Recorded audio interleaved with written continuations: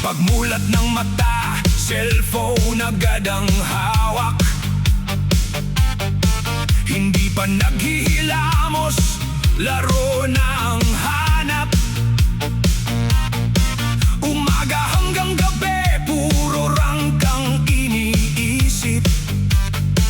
Ang gawaing nakatambak, tuluyan ng nalimot. Tinatawag ng nanay, hindi man lang sumasagot. Parang walang naririnig, headset ang nakasuksok.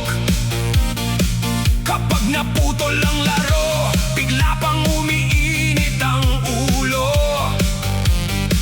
Akala mo'y napakalaking problema ng mundo. Adik sa ML, buong araw nakatutok. Trabaho at responsibilidad, tuluyan ng nalimot. Kapag naistorbo sa laro, galit agad ang sagot. Unti-unting nawawala ang respeto at paggalang sa kapwa.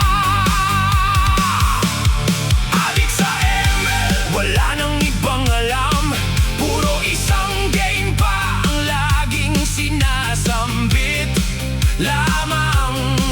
Kung sobra ng paglalaro at nakakasira ng buhay, mas mabuting magpahinga at bumalik sa tamang landas.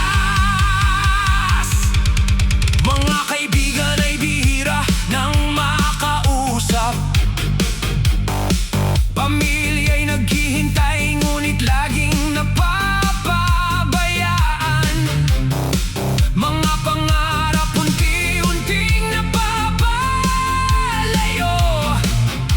dahil sa larong hindi alam kung kailan titigil.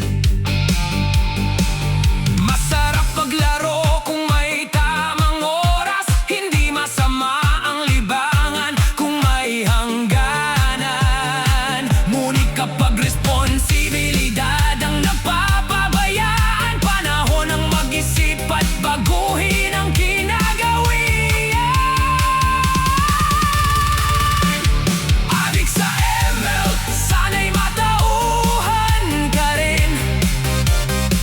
May pamilya at pangarap na dapat mong unahin. Ang cellphone at internet ay gamit lamang sa buhay, hindi dapat maging dahilan para mawala ang saysay. Bumangon, kumilos, harapin ang bukas.